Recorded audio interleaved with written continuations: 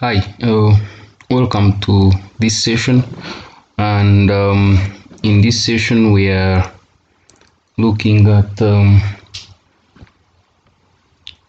overview of humanitarian situations and some key concepts.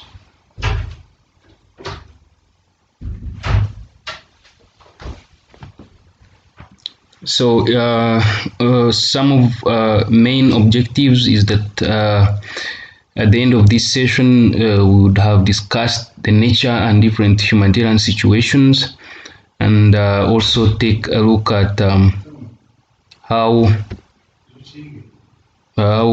this take a look at how um, some humanitarian situations that require action sometimes neglected, and then some of the reasons why those are neglected sometimes. So, of course, human rights are often perceived as universal. Indeed, of course, sometimes the reason why I'm saying often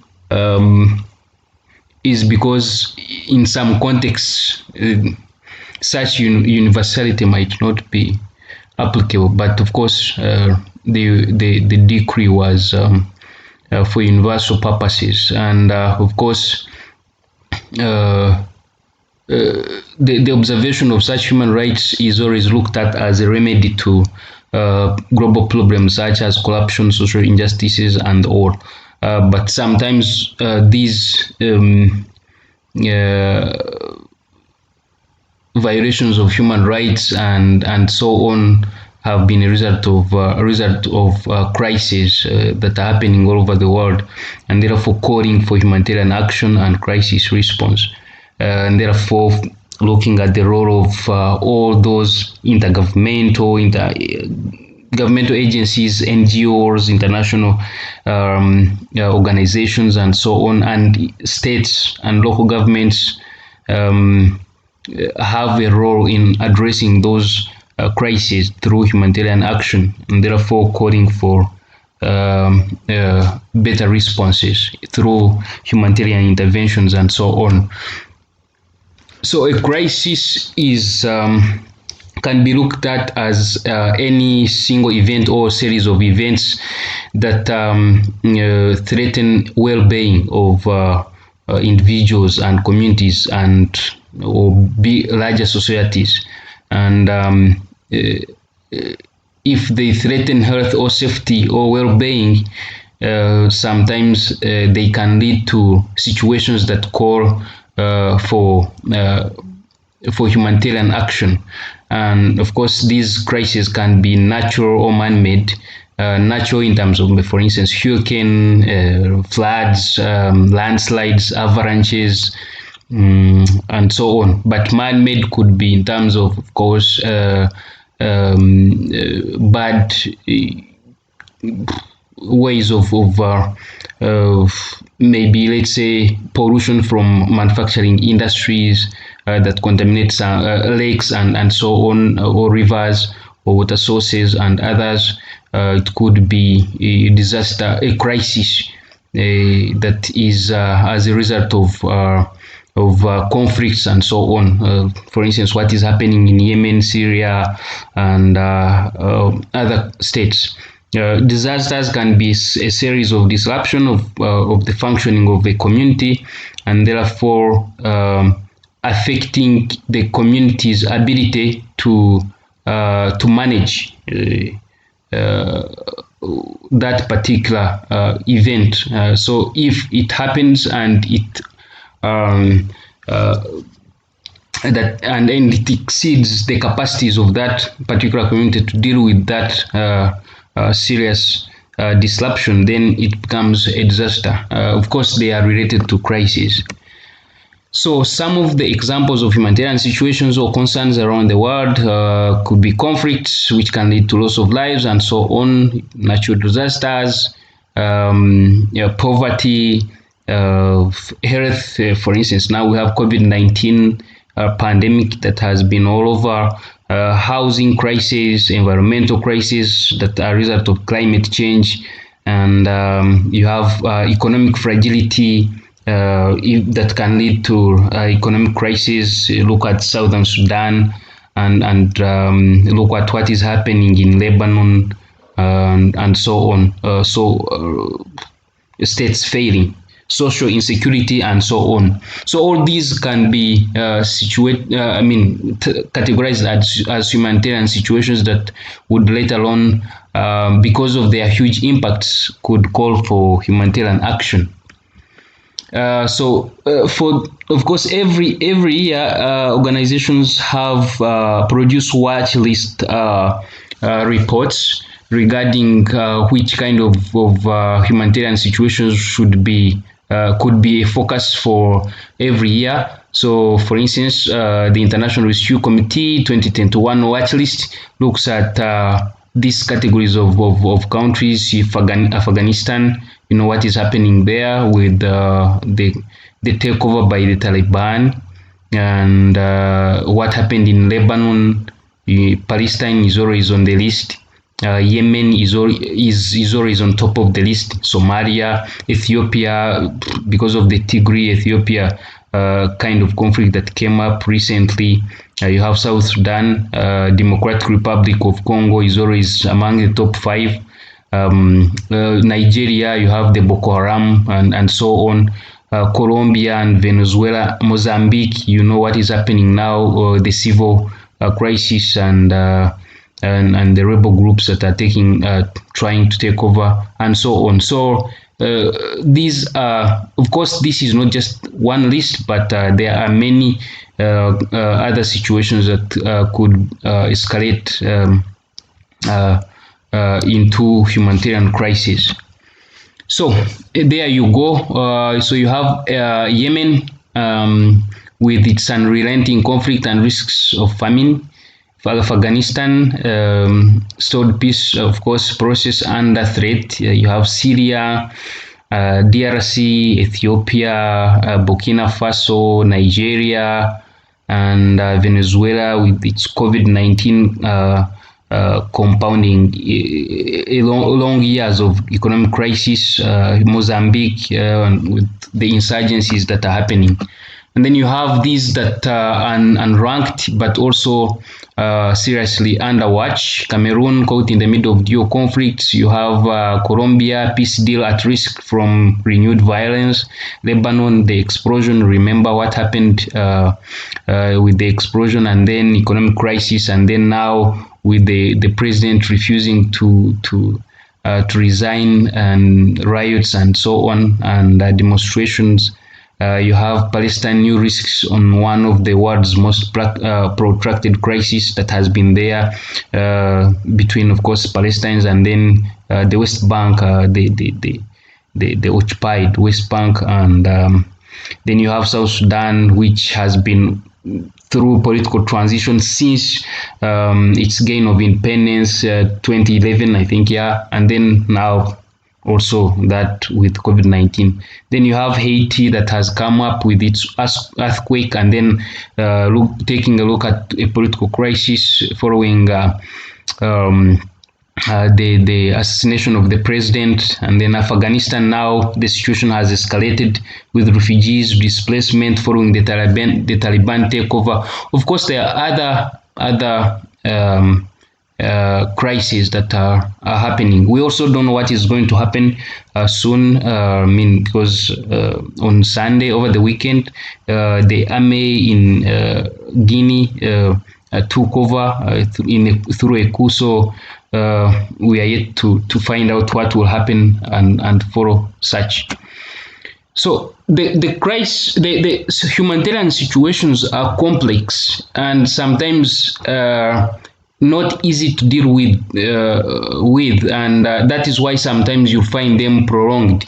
For instance, a situation like that of Yemen, Somalia, and so on. So even when they are supposed to be ending, you'll find more and more crises coming into the existing crisis. Like, for instance, I've just talked about Sudan with its transition, the political civil wars, and so on, and then now COVID comes in. So a crisis into another crisis. If you look at Yemen, already having famine issues and conflict, and then COVID-19 also comes in. So all those sorts of issues make the situations complex.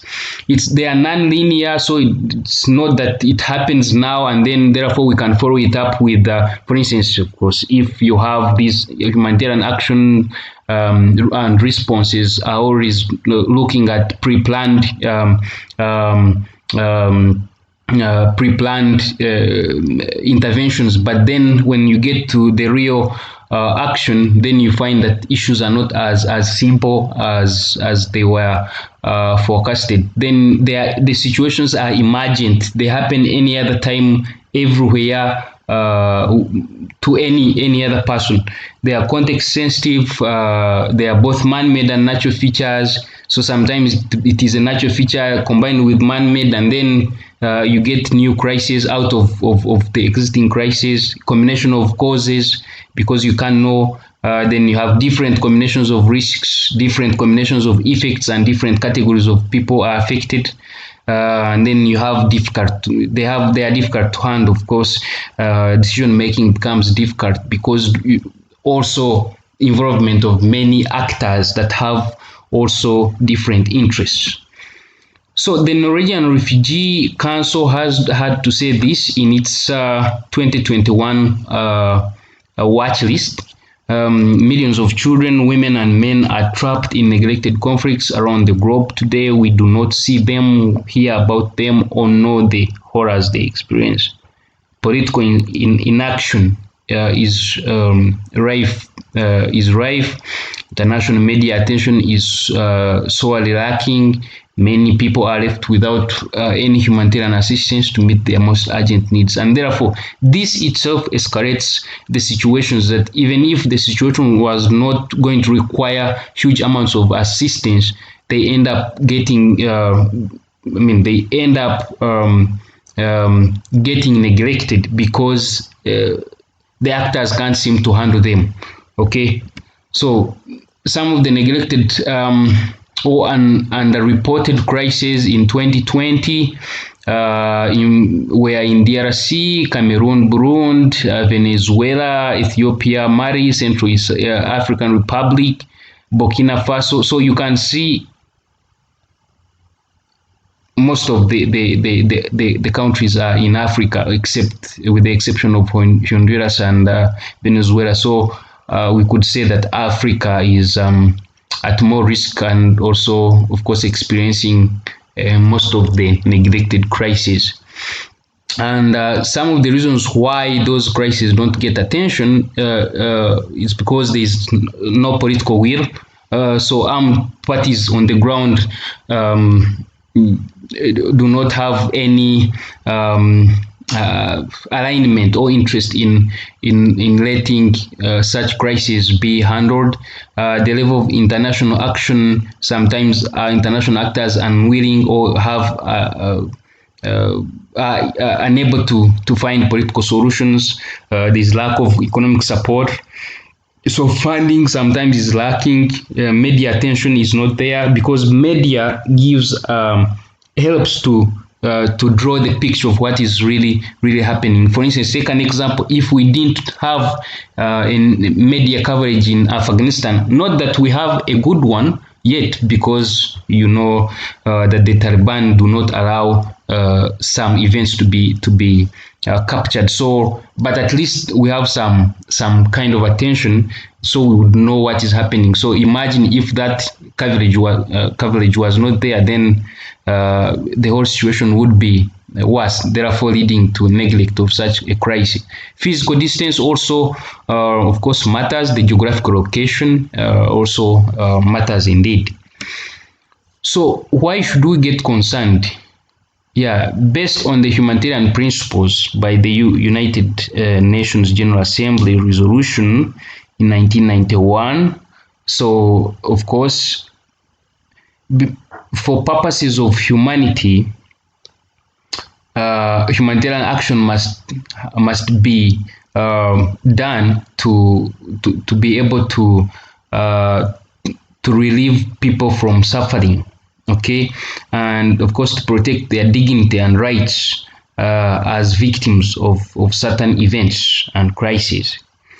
There must be assistance without engaging in hostilities or taking sides in controversy, so political, religion, or ideological nature. But of course, we know sometimes such neutrality when it comes to politics, it's difficult. Impartiality, that assistance without should be there without discriminating as to ethnic origin, gender, nationality, etc. So we don't know. We don't know whether these neglected crises are because of only these factors, or whether it's because the agencies or the humanitarian actors are some kind of lacking a level of practicing these humanitarian principles. But of course, we cannot judge yet. So it depends on the type of the situation that is at hand, and of course the categories of help that are there to assist in terms of helping these people that are suffering. So some of the key questions we might ask ourselves: why should we then get concerned? Who should get concerned? When should we get concerned? Is it when the situation has just started, or in the middle, or somewhere when it has escalated? Should we get concerned about it anyway? What should we get concerned about? Is it the politics? Is it the people? What kind of people should we get concerned about? Is it children? Is it women? Is it everyone? And how should we respond? Is it through cash transfers? Is it through food? Is it through health, provision of health, or so? All these questions relate to what we can look at as humanitarian assistance, because the moment we get concerned and we want to respond, then that is when the humanitarian action and assistance comes in. Okay, so humanitarian assistance is then any assistance provided for humanitarian purposes. It's non-political, non-commercial, non-military, just could be. So for instance, can be in terms of food, medical supplies,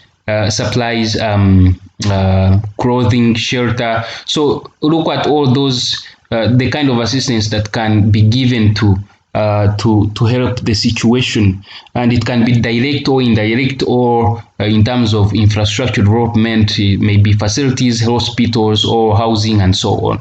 So of course it differs based on principles of why, again based on the principles of these questions: why, how, when, and for what and the aid is given for. So again, key questions that we can ask ourselves: why should we get concerned? And who should get concerned? Why? When should we? What should we get concerned about? And of course, how do we respond? And of course, when we respond. So that brings us to humanitarian action. Any assistance, protection, or advocacy actions undertaken on an impartial basis. So remember the key principle, the key humanitarian principles. Okay, in response to human needs resulting from complex political emergencies and natural hazards, but also sometimes, of course, like we said, man-made hazards. Okay, so in the next session, definitely we are going to look at the overview of what humanitarian action is all about, and its processes, and some of the actors. Okay, so some of the key concepts that you may get interested in these, and you could check the Relief Web 2018, the glossary of humanitarian terms, and you can get more key concepts related to humanitarian action. Some of the key readings that you may get interested in these. Okay, so I've provided some of these through Moodle. You can search for them, download them, and take a look at some of these. Thank you.